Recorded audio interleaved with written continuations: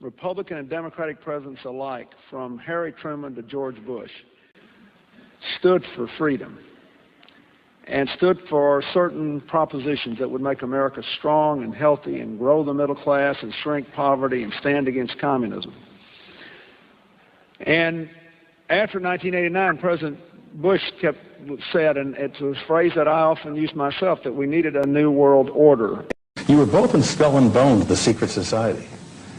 It's so secret we can't talk about it. What does that mean for America? The conspiracy theorists are going to go I'm on. sure they are. I don't know. I haven't seen the web. Number 322? First of all, he's not the nominee. And, look, I look forward... Are you prepared to lose? No, I'm not going to lose. You both were members of Skull and Bones, a secret society at Yale. What does that tell us? Not much, because it's a secret.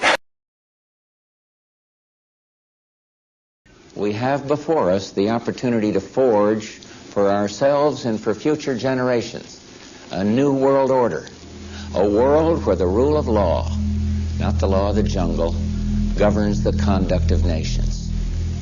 When we are successful, and we will be, we have a real chance at this new world order, an order in which a credible United Nations can use its peacekeeping role to fulfill the promise and vision of the UN's founders.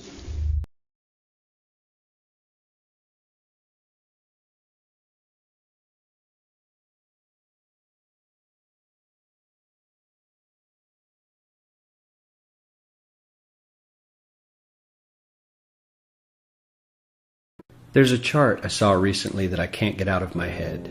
A Harvard business professor and economist asked more than 5,000 Americans how they thought wealth was distributed in the United States. This is what they said they thought it was. Dividing the country into 5 rough groups of the top, bottom, and middle 3 20% groups, they asked people how they thought the wealth in this country was divided. Then he asked them what they thought was the ideal distribution. And 92%, that's at least 9 out of 10 of them, said it should be more like this. In other words, more equitable than they think it is. Now that fact is telling, admittedly, the notion that most Americans know that the system is already skewed unfairly. But what's most interesting to me is the reality compared to our perception. The ideal is as far removed from our perception of reality as the actual distribution is from what we think exists in this country. So ignore the ideal for a moment. Here's what we think it is again. And here is the actual distribution. Shockingly skewed. Not only do the bottom 20% and the next 20%, the bottom 40% of Americans barely have any of the wealth. I mean, it's hard to even see them on the chart. But the top 1% has more of the country's wealth than 9 out of 10 Americans believe the entire top 20% should have. Mind-blowing. But let's look at it another way, because I find this chart kind of difficult to wrap my head around. Instead, let's reduce the 311 million Americans to just a representative 100 people. Make it simple. Here they are: teachers, coaches, firefighters, construction workers, engineers, doctors, lawyers, some investment bankers, a CEO, maybe a celebrity or two. Now let's line them up according to their wealth. Poorest people on the left, wealthiest on the right, just a steady row of folks based on their net worth. We'll color code them like we did before based on which 20% quintile they fall into. Now let's reduce the total wealth of the United States, which was roughly $54 trillion in 2009, to this symbolic pile of cash. And let's distribute it among our 100 Americans. Well, here's socialism, all the wealth of the country distributed equally. We all know that won't work. We need to encourage people to work and work hard to achieve that good old American dream and keep our country moving forward. So, here's that ideal we asked everyone about. Something like this curve. This isn't too bad. We've got some incentive, as the wealthiest folks are now about 10 to 20 times better off than the poorest Americans. But hey, even the poor folks aren't actually poor, since the poverty line has stayed almost entirely off the chart. We have a super healthy middle class with a smooth transition into wealth. And yes, Republicans and Democrats alike chose this curve. 9 out of 10 people, 92%, said this was a nice, ideal distribution of America's wealth. But let's move on. This is what people think America's wealth distribution actually looks like. Not as equitable, clearly, but for me, even this still looks pretty great. Yes, the poorest 20 to 30% are starting to suffer quite a lot compared to the ideal, and the middle class is certainly struggling more than they were, while the rich and wealthy are making roughly 100 times that of the poorest Americans and about 10 times that of the still healthy middle class. Sadly, this isn't even close to the reality. Here is the actual distribution of wealth in America. The poorest Americans don't even register. They're down to pocket change, and the middle class is barely distinguishable from the poor. In fact, even the rich between the top 10 and 20 percentile are worse off. Only the top 10% are better off. And how much better off? So much better off that the top 2 to 5% are actually off the chart at this scale. And the top 1%, this guy, well, his stack of money stretches 10 times higher than we can show. Here's his stack of cash, restacked, all by itself. This is the top 1% we've been hearing so much about. So much green in his pockets that I have to give him a whole new column of his own, because he won't fit on my chart. 1% of America has 40% of all the nation's wealth. The bottom 80%, 8 out of every 10 people, or 80 out of these 100, only has 7% between them. And this has only gotten worse in the last 20 to 30 years. While the richest 1% take home almost a quarter of the national income today, in 1976 they took home only 9%, meaning their share of income has nearly tripled in the last 30 years. The top 1% own half the country's stocks, bonds, and mutual funds. The bottom 50% of Americans own only 0.5% of these investments, which means they aren't investing. They're just scraping by. I'm sure many of these wealthy people have worked very hard for their money, but do you really believe that the CEO is working 380 times harder than his average employee? Not his lowest paid employee, not the janitor, but the average earner in his company. The average worker needs to work more than a month to earn what the CEO makes in 1 hour. We certainly don't have to go all the way to socialism to find something that is fair for hardworking Americans. We don't even have to achieve what most of us consider might be ideal. All we need to do is wake up and realize that the reality in this country is not at all what we think it is.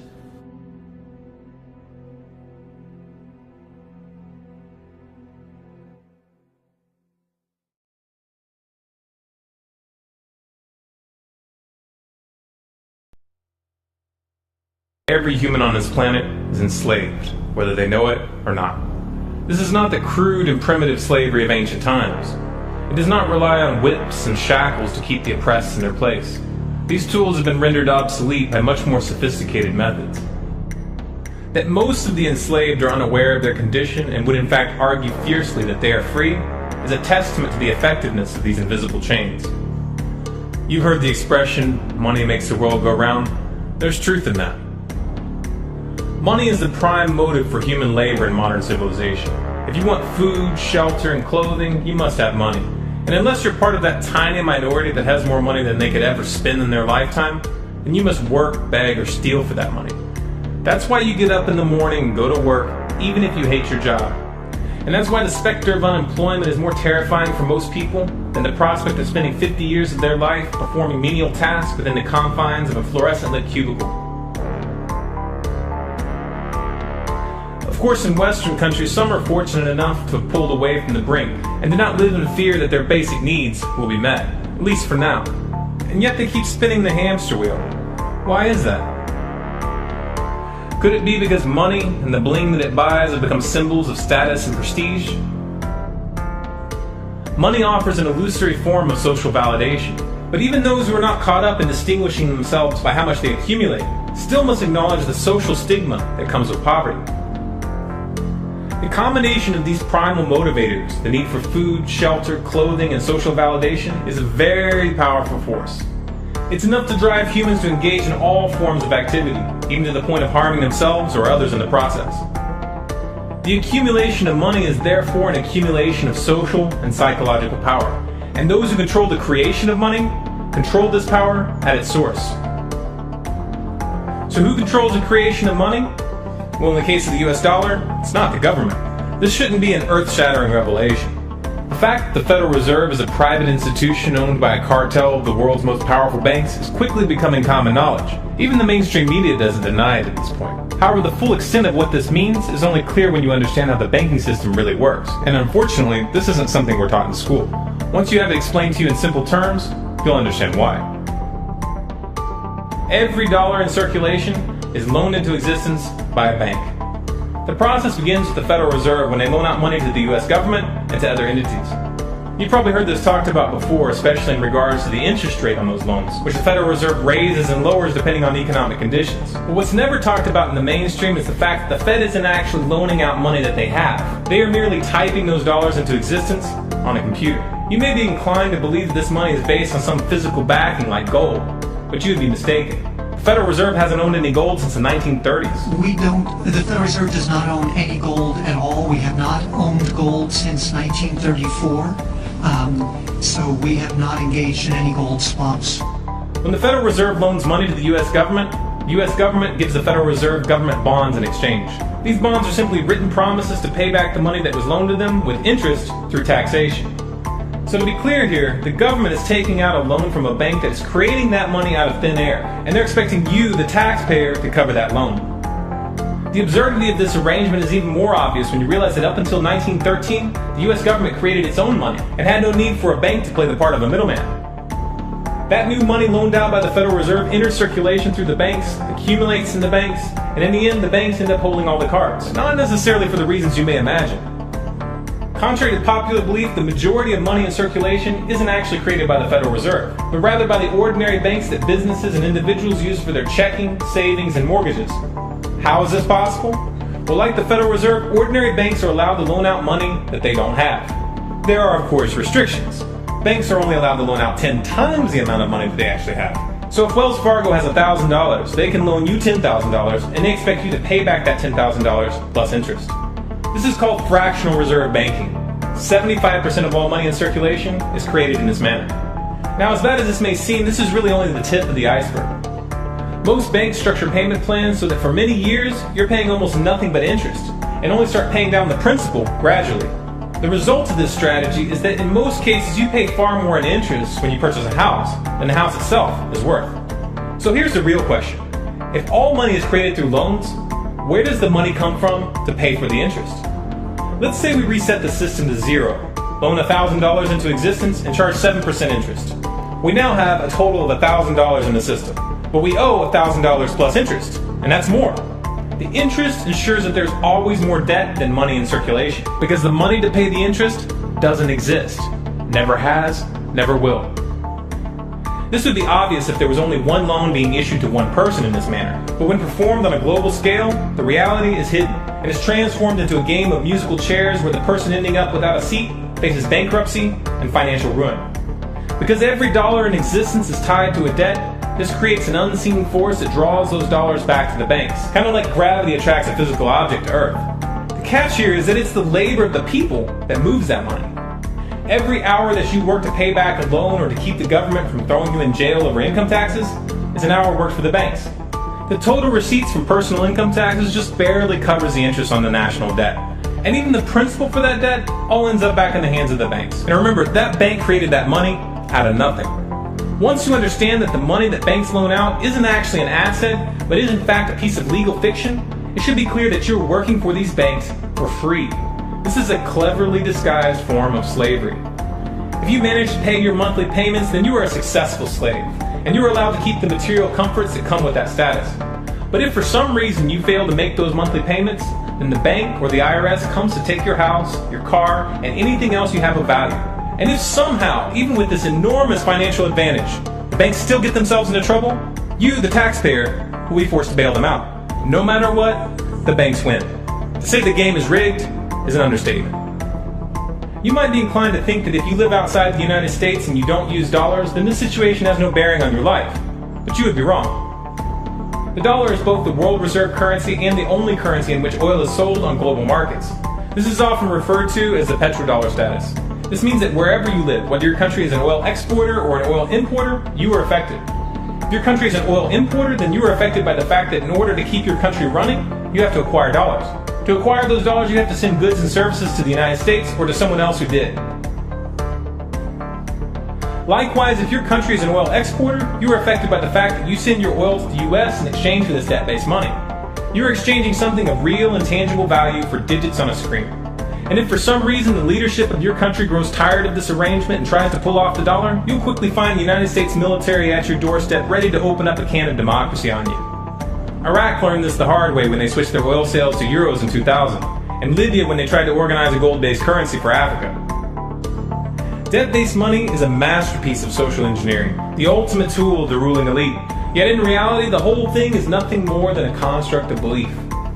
Our chains are the chains of the mind, and the path to freedom must also begin in the mind. If we want a better future for our children and grandchildren, then we must work right now to reach a critical mass of awakening. Why did the United States attack Libya, Iraq, Afghanistan, and Yemen? Why are U.S. operatives helping to destabilize Syria? And why is the United States government so intent on taking down Iran, in spite of the fact that Iran has not attacked any country since 1798? And what's next? What are we headed for? When you look at the current trajectory that we're on, it doesn't make any sense at all if you evaluate it based on what we're taught in school. And it doesn't make any sense if you base your worldview on the propaganda that the mainstream media tries to pass off as news. But it makes perfect sense once you know the real motives of the powers that be. In order to understand those motives, we first have to take a look at history. In 1945, the Bretton Woods Agreement established the dollar as the world reserve currency, which meant that international commodities were priced in dollars. The agreement, which gave the United States a distinct financial advantage, was made under the condition that those dollars would remain redeemable for gold at a consistent rate of $35 per ounce. The United States promised not to print very much money, but this was on the honor system, because the Federal Reserve refused to allow any audits or supervision of its printing presses. In the years leading up to 1970, expenditures in the Vietnam War made it clear to many countries that the U.S. was printing far more money than it had in gold. And in response, they began to ask for their gold back. This, of course, set off a rapid decline in the value of the dollar. The situation climaxed in 1971 when France attempted to withdraw its gold and Nixon refused. On August 15th, he made the following announcement. I have directed the Secretary of the Treasury to take the action necessary to defend the dollar against the speculators. I have directed Secretary Connally to suspend temporarily the convertibility of the dollar into gold or other reserve assets, except in amounts and conditions determined to be in the interest of monetary stability and in the best interest of the United States. This was obviously not a temporary suspension, as he claimed, but rather a permanent default. And for the rest of the world who had entrusted the United States with their gold, it was outright theft. In 1973, President Nixon asked King Faisal of Saudi Arabia to accept only U.S. dollars as payment for oil and to invest any excess profits in U.S. Treasury bonds, notes, and bills. In return, Nixon offered military protection for Saudi oil fields. The same offer was extended to each of the world's key oil-producing countries, and by 1975, every member of OPEC had agreed to only sell their oil in U.S. dollars. The act of moving the dollar off of gold and tying it to foreign oil instantly forced every oil-importing country in the world to start maintaining a constant supply of Federal Reserve paper. And in order to get that paper, they would have to send real physical goods to America. This was the birth of the petrodollar. Paper went out, everything America needed came in, and the United States got very, very rich as a result. It was the largest financial con in recorded history.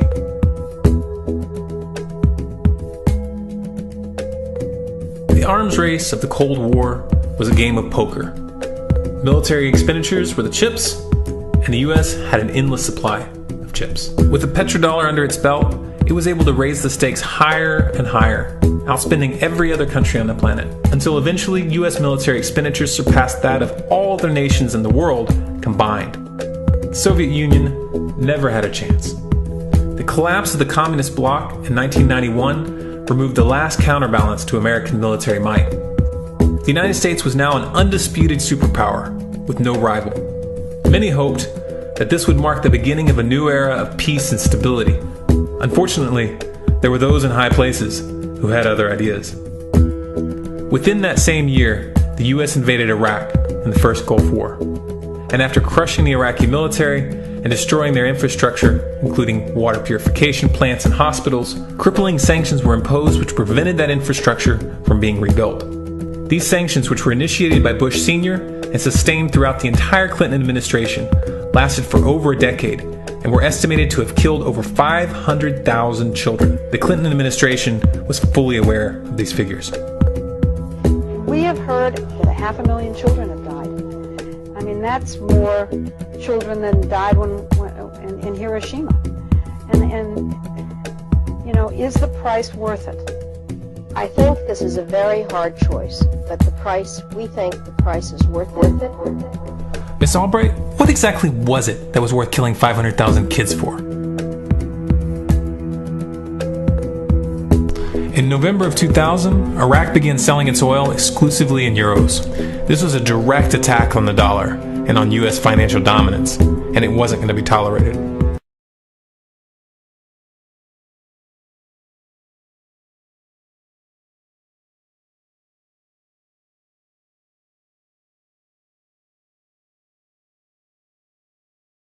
In response, the U.S. government, with the assistance of the mainstream media, began to build up a massive propaganda campaign claiming that Iraq had weapons of mass destruction and was planning to use them. In 2003, the U.S. invaded, and once they had control of the country, oil sales were immediately switched back to dollars. This is particularly notable due to the fact that switching back to the dollar meant a 15 to 20% loss in revenue due to the euro's higher value. It doesn't make any sense at all unless you take the petrodollar into account.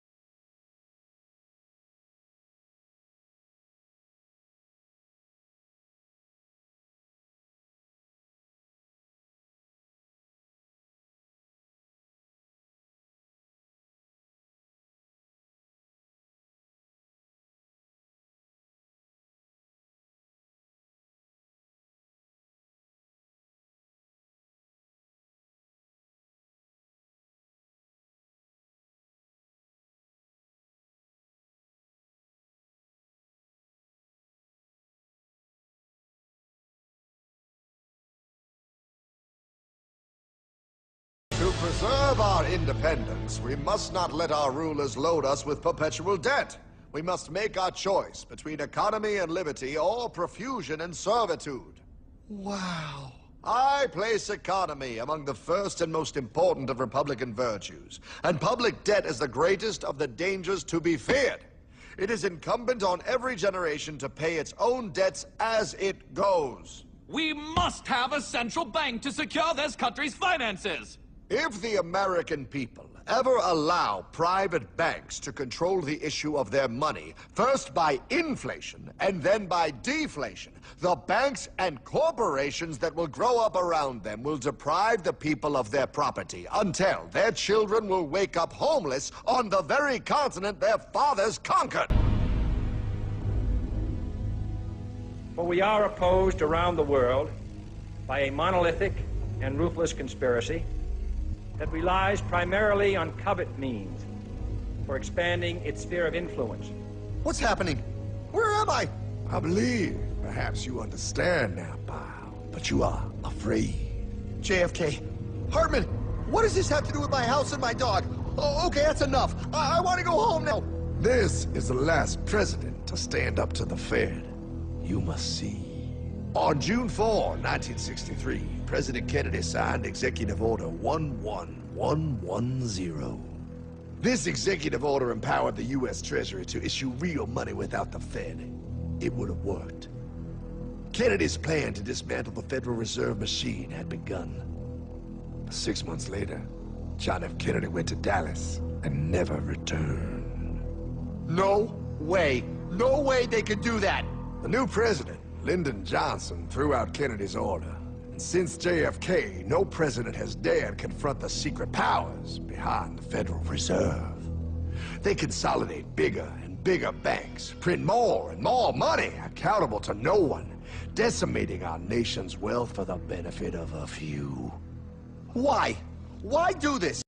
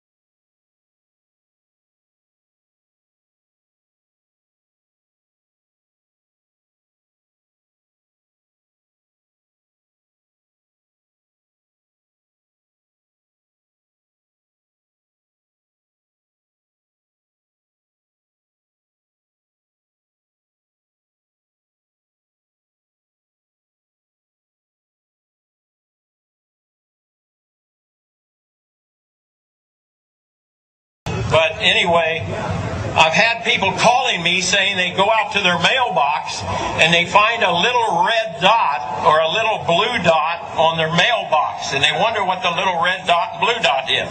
Well, it's marking your mailbox by the government, so when foreign troops come in here on us after martial law, if you have a red dot on your mailbox, they take you out immediately and shoot you right in the head.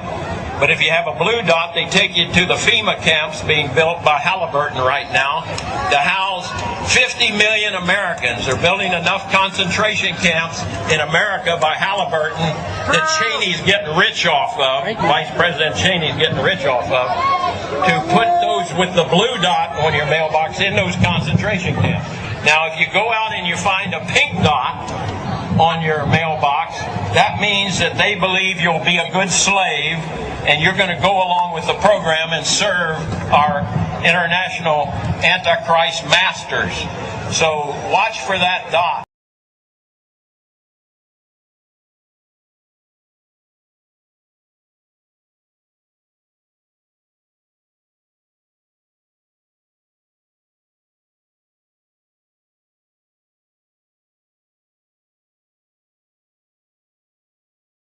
Have you heard that the Department of Homeland Security has purchased 1.6 billion rounds of ammunition last year? I mean, that's going to cost millions and millions of dollars. Correct me if I'm wrong, but isn't this country broke? I mean, you turn on the TV, you hear how we're laying off air traffic controllers, how people are going to die because of it. I mean, Harrison Ford is in a tizzy, and we're spending this much money on bullets? Do you know that 1.6 billion rounds of ammunition is enough to fight a 20-year war and still have bullets left over? My question is, who is the Department of Homeland Security planning to shoot? Do you realize that over the past couple of months, our government has tried to pass bills through Congress allowing them to arrest American citizens without due process, allowing them to kill American citizens without due process? An ad hoc legal approach for fighting terrorism. President Obama today proposed something new, something called prolonged detention. Doesn't sound that bad, right? Prolonged detention. Did you ever see the movie Minority Report? It was based on a Philip K. Dick short story. Came out in 2002. It starred Tom Cruise, remember? He played a police officer in something called the Department of Pre-Crime. Pre-crime is where people are arrested and incarcerated to prevent crimes that they have not yet committed. Mr. Marks, by mandate of the District of Columbia Pre-Crime Division, I'm placing you under arrest for the future murder of Sarah Marks and Donald Dumanos. Take place today, April 22nd, at 0800 hours, 4 minutes. No, I didn't do anything. You didn't do anything, but you're gonna. Future murder. Creepy, right? Putting somebody in jail not for what they've done, but for what you're very sure they're going to do? There may be a number of people who cannot be prosecuted for past crimes. In some cases because evidence may be tainted, but who nonetheless pose a threat to the security of the United States. We're not prosecuting them for past crimes, but we need to keep them in prison because of our expectation of their future crimes. Al-Qaeda terrorists and their affiliates are at war with the United States, and those that we capture, like other prisoners of war, must be prevented from attacking us again. Prevented. We will incarcerate people preventively. Preventive incarceration. Indefinite detention without trial. That's what this is. That's what President Obama proposed today, if you strip away the euphemisms. One civil liberties advocate told the New York Times today, quote, "We've known this was on the horizon for many years, but we were able to hold it off with George Bush. The idea that we might find ourselves fighting with the Obama administration over these powers is really stunning." And it is stunning. And it's got the 5 regions for the FEMA camps, and it talks about barricades and barbed wire and armed guards, and it says that they've built the camps and that now they need to get ready to staff them, and that they need to be ready within a 72-hour period. And so I want to challenge everybody to call their friends and their families now and realize that the new economy is to put tens of millions of people, we already have the biggest prison population in the world, in this archipelago, this giant chain of facilities all over the country. The following video details the contents of a Department of Defense document entitled Internment and Resettlement Operations, also known as FM 3-39.40. The document is 325 pages long and it is signed by Joyce E. Morrow, Administrative Assistant to the Secretary of the Army. It was created in 2010, however, has just been recently leaked to the public via the internet and can now be downloaded from multiple sources. In the description below, you'll find a download link for the document. I strongly encourage you to download it yourself and to verify everything that's being said here. The document outlines military procedures for internment and resettlement of civilians, and it describes the layout and the administration of these internment camps. It clearly states on page 38 that it applies within U.S. territory, and it specifically addresses the detainment of U.S. citizens, as is indicated by the identification procedures for new prisoners on page 146, which states that social security numbers are to be recorded alongside their photograph and fingerprints. Included in the list of organizations which may be involved in these internment operations are the Department of Homeland Security, FEMA, the Department of Defense, and the United Nations. On page 56, the document outlines the responsibilities of psychological operations officers within the camps, among which it states that a PSYOP officer develops and executes indoctrination programs to reduce or remove antagonistic attitudes and identifies political activists. On page 281, the document goes into more detail regarding the role of psychological operations within the camps, specifically in regards to pacifying the population and ensuring cooperation. On page 238, it gives the conditions for the use of deadly force in such camps. Among the justifications for lethal force, it includes to terminate an active escape attempt. That point right there should make it clear that these camps are not benevolent disaster relief type facilities. On page 244, the document calls for the use of snipers during riots to, quote, scan a crowd and identify agitators and riot leaders for apprehension and fire lethal rounds if warranted. On page 260, it shows the basic layout for a facility focusing on detainment. It is depicted with interrogation areas, tribunal areas, and mortuaries. Each detainment facility is designed to hold 4,000 prisoners, and they are depicted with multiple levels of barbed wire separating compartments within the facilities, with a double barbed wire fence enclosing them, and watched over by 24 guard towers. On page 261, the document depicts the layout for what they call civilian resettlement facilities, which are designed to house 8,000 people. Though it uses the word resettlement, the plans show multiple levels of barbed wire dividing the sections of the facility, with double barbed wire fencing on the outside, as well as 16 guard towers. On page 262, the layout for facilities designed for what they call non-compliant prisoners is shown. These camps are designed to hold up to 300 prisoners, they have 3 interrogation centers, and are guarded by 13 guard towers. Now, if there's any question whether these plans are active or just theoretical, this should be settled by the fact that the U.S. Army has been running ads for job positions in these camps since 2009, and apparently, they're still hiring. Once again, if you look in the description, you'll find all the links you need to verify this information. It's important to note here that this document was created in 2010, which was under the Obama administration, and it predates the NDAA of 2012, which authorized military detainment of U.S. citizens. This clearly shows a long-term agenda at work.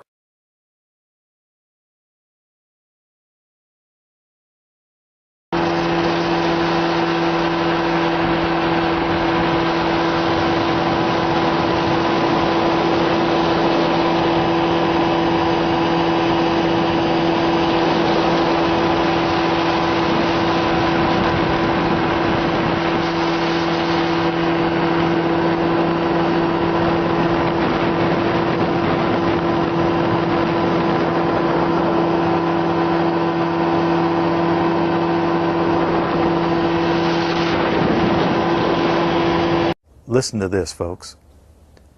I was pulled to the side road, which was a new cut gravel dirt road in front of a business, a builder supply business.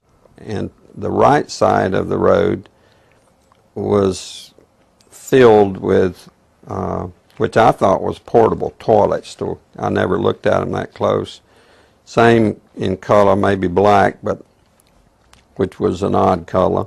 And I asked him about the field of black boxes.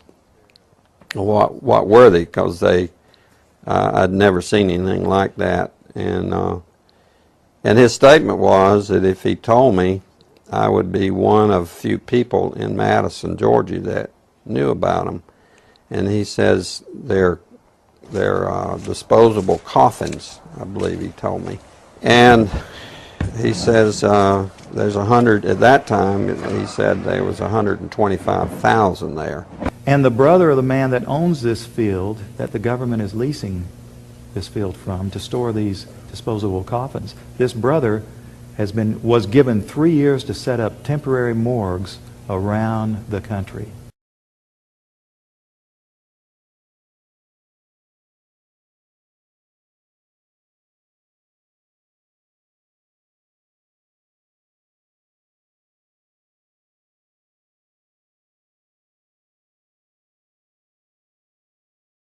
We now have a policy as exemplified by the FBI brochure from the on counterterrorism, which says people who are defenders of the U.S. Constitution against federal government and the UN and make numerous references to the U.S. Constitution should be monitored as potentially murderous and fanatical terrorists.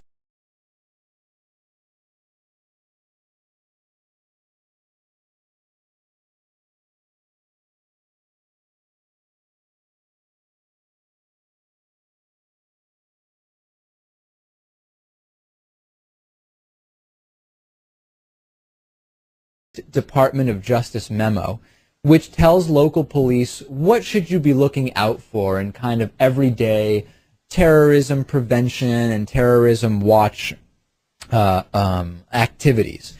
And one of the things that is considered a potential terrorist risk is individuals who harbor doubts about the official story regarding 9/11. The memo adds 9/11 official story skeptics to the growing list of targets.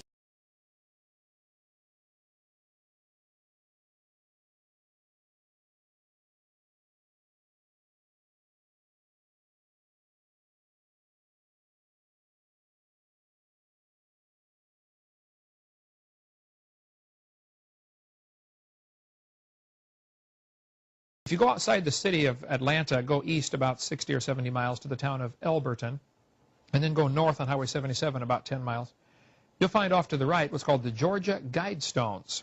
It looks kind of like Stonehenge, these big, huge granite rocks set up there. This was done by a guy, we have a pseudonym, came in, paid cash, had this company set these things up in 1980. He called himself R.C. Christian, but that's not his real name. It says right on the stones, a pseudonym, false name. On these Georgia Guidestones, it gives the 10 Commandments for the New World Order. 10 Commandments for the New World Order. The first commandment was to maintain humanity under 500 million. I went there and looked at those things and said, now, hold on a minute. Today's population is 6 billion. They want to maintain humanity under 0.5 billion. Looks like a lot of people got to die for their plan to work, which is, by the way, the plan.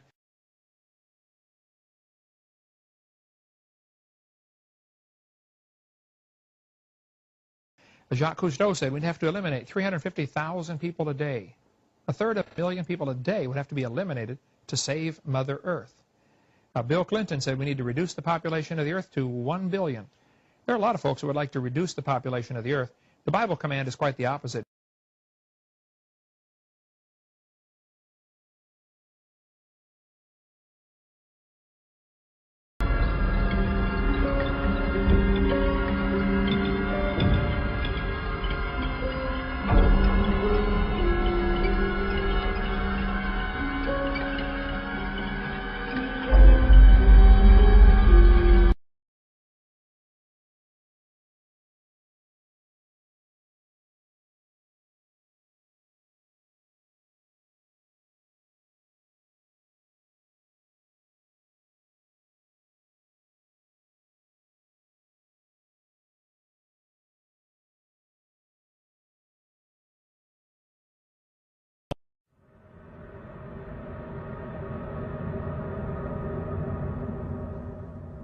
My friends, the information that you are about to witness from all of my years of research is the most important. It's been hidden in plain view the entire time. This is the ultimate secret, and it's about to be exposed.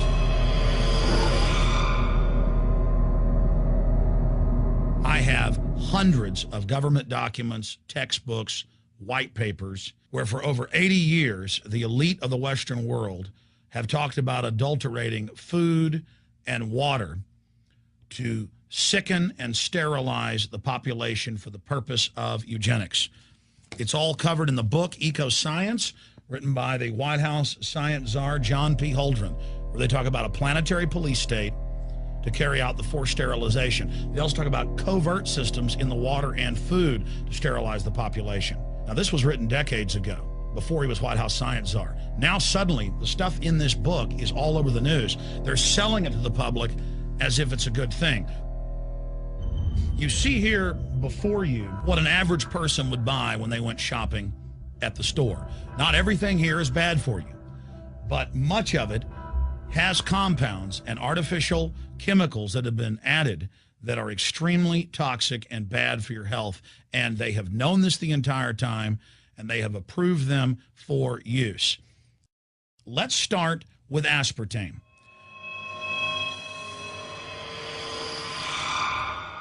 You cannot go to the grocery store now and buy any type of even regular sugar gum that hasn't had aspartame added to it.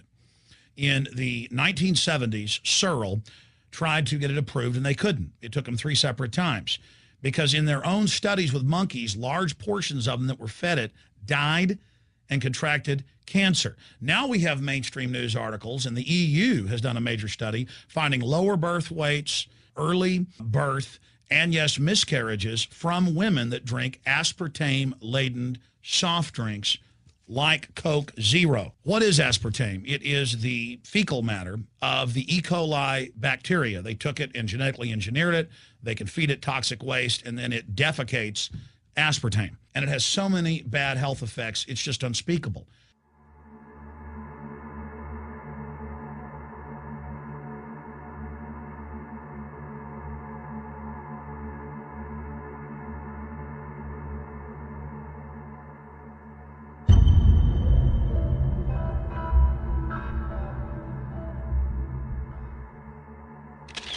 This is being done by design. It's also very, very addictive. But let's just go ahead and move away from aspartame and talk about McDonald's and chicken McNuggets. Now, I remember a decade ago or so reading health advisories claiming that a form of plastic that's used in silly putty, basically a type of silicone, was in the chicken McNuggets, but also in many other TV dinners and other foods. It is illegal in every other nation in the world to add these chemicals to the food, but it's not in the United States. The big secret is all of this was done by design by the FDA. Look at all the drugs they've approved, and then it comes out later that they knowingly approve them when these drugs are causing heart attacks and cancer.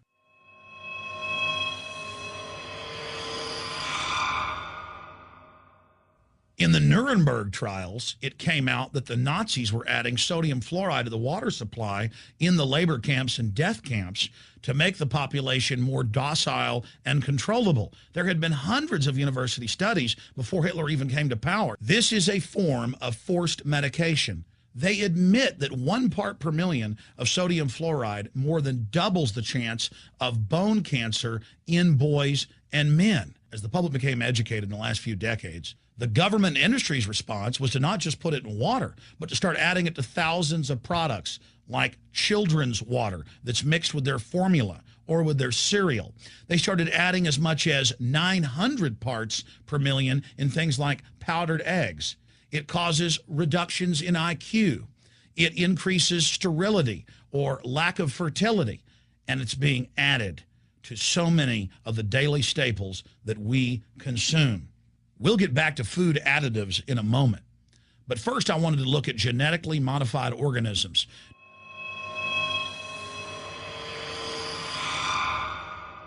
Did you know for many years the American people have been eating cloned beef and pork, and now they're expanding out into other forms of meat? Let's look at salmon first. Major university studies conclusively have proven that the type of genetically modified salmon that is actually a cross species, they've mixed other animal genes in with it, that when this fish is introduced with wild natural salmon, within 40 generations, all of the natural salmon are extinct. And the FDA approved this, and they're going to allow it to be released into the wild. That isn't even a salmon, it is a cross species chimera. It is a mixture like something out of the island of Dr. Moreau, something out of a nightmare.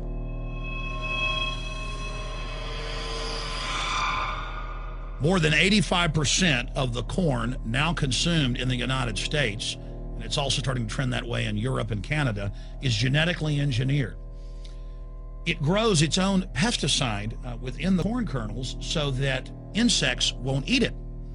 If the insects can't eat this and live, what do you think is going to happen when lab rats or humans eat it? We have literally hundreds of studies showing that not just Monsanto's, but other major GMO companies' corn, and that's the majority of corn we're now eating today in the United States, has been linked to organ failure in lab animals. The studies also show massive increases in sterility in rats and guinea pigs that are fed not just GMO corn, but GMO cotton seeds. Studies in India, Germany, and the United States have conclusively shown that when they feed the cotton seeds left over from the cotton crop from these genetically modified varieties, that the cows are having miscarriages, they are having low birth weights, or in many cases, they're simply dying. And what is in most processed foods? Genetically modified cottonseed oil. Major studies are also showing that genetically engineered crops are killing honeybees and monarch butterflies. But they don't stop there. Now they claim they're coming out with a genetically engineered mosquito that's malaria-proof that they're going to release into the open biosphere. The very genetic code of the planet is being butchered in a hostile corporate takeover. Many years ago, an executive from Monsanto was quoted in National Geographic as saying that that is their program, that they want to basically have their crops and their organisms take over the entire biosphere of this planet. And the major genetic engineer companies have focused mainly on 8 major food crops. Now they're expanding out into hundreds and hundreds and hundreds of other plants, literally changing the genetic code of the planet. This is a genetic dictatorship. This is genetic vandalism. And that's why the Rockefellers, the United Nations, and others have built these giant armored seed vaults all over the world, not just at the Arctic Circle. And they admit they're doing it in case all of this gets out of hand, that they'll have a type of Noah's Ark. So all these fake environmental groups, they never complain about this. They never talk about true environmental degradation. They want to put a tax on carbon dioxide that humans exhale, that plants respirate from and carry out photosynthesis with, as a way to shut down industrial society and control every facet of our lives. That's the big secret. This is a population reduction program. It is an epidemic. The sperm count has dropped in the Western world exponentially. Even the government has been predicting within another generation, almost everyone is going to be sterile. This is the globalist religion. This is their philosophy. They want the planet for themselves. The UN has said that their stated plan is an 80% population reduction. You've heard Ted Turner call us useless eaters and feeders and say that 80% of us need to be killed. You've heard Prince Philip say he wants to come back as a virus to kill the majority of the world population. Dr. Eric Pianka, Peter Singer, it's all over the news where they tell us that we should only have one child because more than one is bad for the environment and that the recession is good for lowering our carbon footprint. This is the big secret. We live in a scientific dictatorship, and the United States and England are the epicenter of this, and it's expanding worldwide. Remember all the secret testing, all the secret sterilization that went on in the United States and Europe. Remember what Hitler did. He learned all of that from the eugenicist and the Rockefeller family in the United States. This is a culture of death being pushed on you and your family. And even if you think the world is overpopulated, you need to understand that you're being targeted by this as well. Targeted by design. Recombinant bovine growth hormone in your milk, making 8-year-old girls go into puberty when they should be going into puberty at 12 or 13. Silicone in chicken McNuggets and hundreds of other processed foods. Aspartame, that is the feces of genetically engineered bacteria that has incredible health problems that have been proven. Think for yourself. It goes on and on. ABC News, this goes back 4 years ago. Viral meat spray, advancing food safety. They spray a live virus on the meat to supposedly kill the bacteria. This is a live vaccine they spray on most of the meat you're consuming that you're buying from the store. It gets even worse. The petroleum distillates, or toxic waste that's left over from petroleum refineries that refine oil into gasoline, they take these tens of millions of pounds of toxic waste that's left over, the fluoride, the mercury, the lead, and they dump it on crops as supposed fertilizer. And what do crops like tomatoes and corn and potatoes do? They pull in all of those toxins out of the ground. In fact, scientists for many years have used plants to actually detoxify areas that have been contaminated. And those plants are pulling all of this up, and then you are eating it.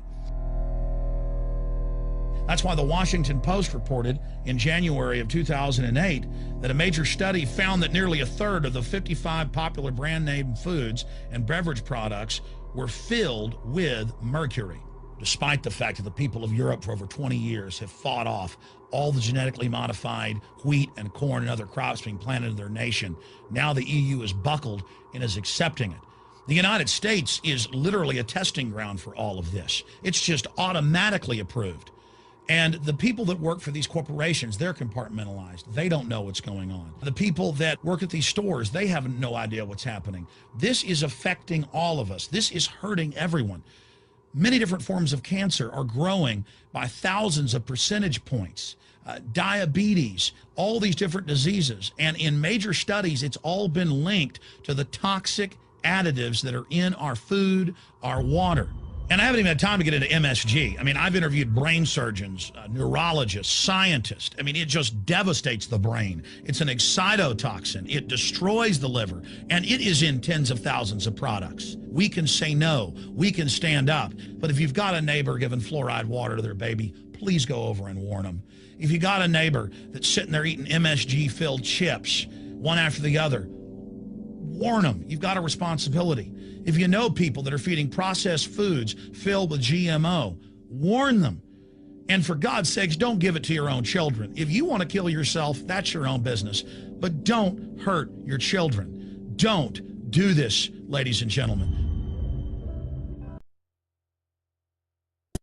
There's been a bit of an uproar this past week due to Obama's signing of a recent bill that has become affectionately labeled the Monsanto Protection Act, or H.R. 933. So much so that it's led Senator Barbara Mikulski to publicly apologize for letting the provisions slip through. However, this is really only a small part of a much bigger pattern of corruption and collusion between Monsanto and the U.S. government. Senator Roy Blunt, a Republican from Missouri, who crafted the wording for H.R. 933, has been accused by Senator John Tester of having collaborated directly with Monsanto in the creation of the provision. This shouldn't be surprising considering that Monsanto is one of Blunt's top campaign contributors. Blunt also accepts contributions from the Crawford Group, a registered lobbyist for Monsanto. Now, the controversy in this bill is tied to Section 735, which is of course written in such a jumble of incomprehensible legalese that it's highly difficult to interpret. It's designed to make the eyes glaze over without registering that anything of significance has been stated. This is facilitated using a common legislative technique of referring to sections of a separate law, so that you have to go read the unintelligible fine print in that second document in order to understand what's actually being said. That second law in this case is the Plant Protection Act. In the description of this video you'll find a link to both documents. Now, what Section 735 of H.R. 933 states is that if a plant is determined to be a biological pest and is therefore brought under regulation and restrictions which prevent it from being planted or transported within the U.S., the Secretary of Agriculture shall immediately grant a temporary permit or deregulation to any farmer, farm operator, or producer that requests it, regardless of what any other laws or courts may order. Now, the word genetically modified organism isn't mentioned here, and that's part of the skillful way that this was designed to slip through. Only someone who knows that by default genetically modified organisms are considered biological pests until they've been approved by the Department of Agriculture, and that they are reclassified as pests if shown unsafe, would understand the implications here. To distill this down to one sentence, if a farmer wants to grow a genetically modified plant that's been outlawed because it's been found to be harmful to the environment or human health, all they need to do is contact the Secretary of Agriculture and they will be immediately issued a permit to cultivate these plants. Essentially, it makes it impossible to stop a genetically modified plant from being used in the United States, regardless of any laws or rulings that are made to outlaw them.